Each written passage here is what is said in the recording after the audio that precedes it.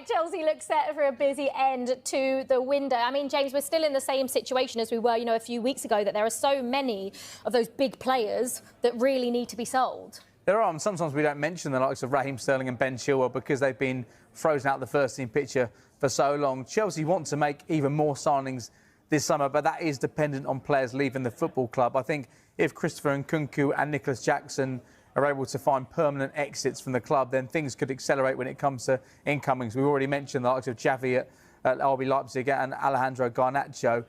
With Nicholas Jackson, there is plenty of interest in signing him because there's such a lack of good number nines right now, proven number nines. I'm not saying he's reached his peak, but he's a player who scored 24 goals in 2 seasons at Chelsea in the league. A decent, encouraging start for him.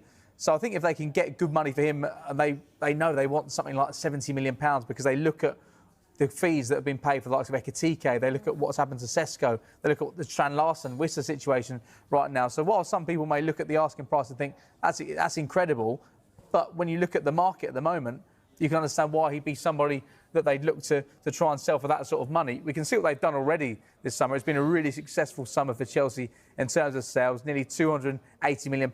I expect it to go north of 300, maybe 350 million by the time Chelsea are done. They seem to have a really good knack.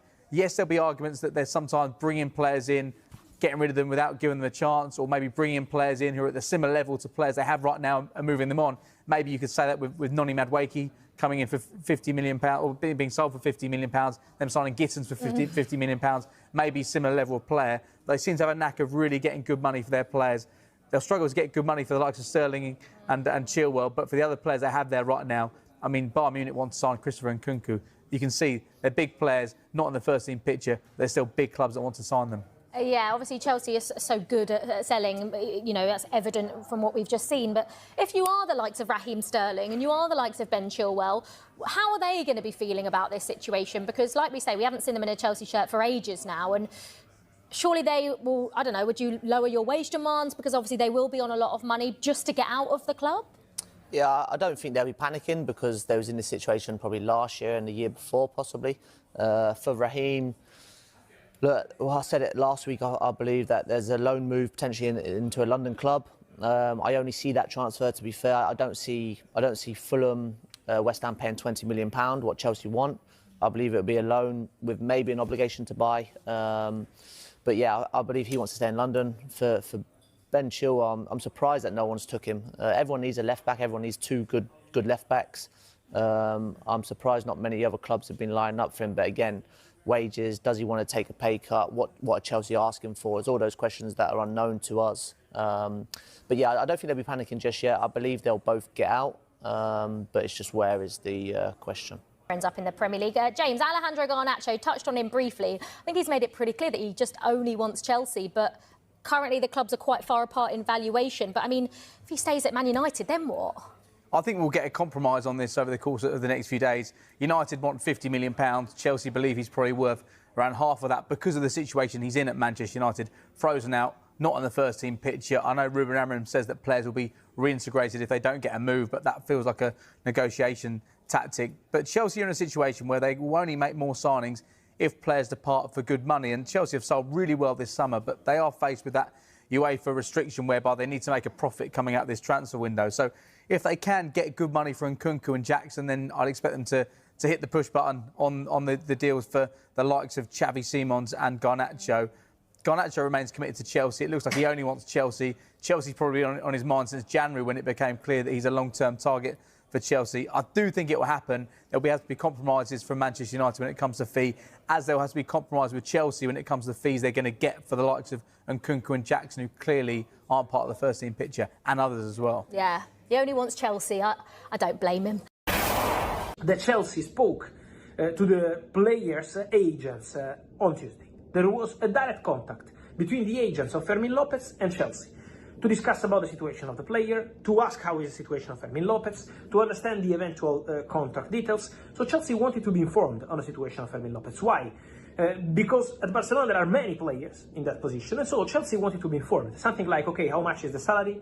How is the contract situation? How is going at Barcelona? The player will be open to leaving or not? So just a conversation with the agents. At the moment there is no bid, but the conversation Chelsea agents of Fermin took place for a player who has always been one of the players monitored and appreciated by Chelsea. Then, at this time of the night, Tuesday night, still no bid on the table from Chelsea to Barcelona. Chelsea keep working for Xavi Simons, I can guarantee that. They remain in contact with people in charge of the deal. They remain in contact with Leipzig, so Chelsea keep working on that one. Garnacho is going to Chelsea. I maintain my position, so we just wait for the formal steps, but Garnacho, in my personal opinion, will be a Chelsea player. And so, working on this Fermin Lopez deal, not as a negotiation at the moment. So we have to tell you, especially in the final days, no, it's not about the scenarios, about day by day, minute by minute, hour by hour. At the moment, just a contact with the agents. Then, if Chelsea will be serious, we'll let you know. While at the moment, there is still no green light to the Julio Enciso deal, Chelsea-Strasbourg, with Brighton because of the medical. It's not 100% collapsed yet, from what I'm hearing, but still no fight. Chelsea have completed a sensational double swoop, landing Dutch midfielder Xavi Simons and Argentine winger Alejandro Garnacho as new head coach Enzo Maresca shapes his squad for the upcoming campaign. The arrivals mark a clear statement of intent from the Blues, who are determined to blend young star power with tactical discipline at Stamford Bridge. Both players arrive with growing reputations on the European stage. Simons, known for his creativity and composure in midfield, has been highly sought after following impressive spells in the Eredivisie and Bundesliga. Garnacho, meanwhile, has established himself as one of the Premier League's brightest young wingers, dazzling with pace, flair, and an eye for goal. The moves were confirmed by transfer specialist Fabrizio Romano, who reported that Chelsea sealed both deals after weeks of negotiations.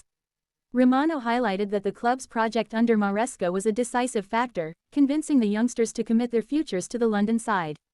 With Simons and Garnacho joining forces with talents like Enzo Fernandez and Cole Palmer, Chelsea fans can expect a refreshed identity under Maresca. The Italian manager's emphasis on fluid attacking football and youth development is now firmly backed by two of the most exciting prospects in world football.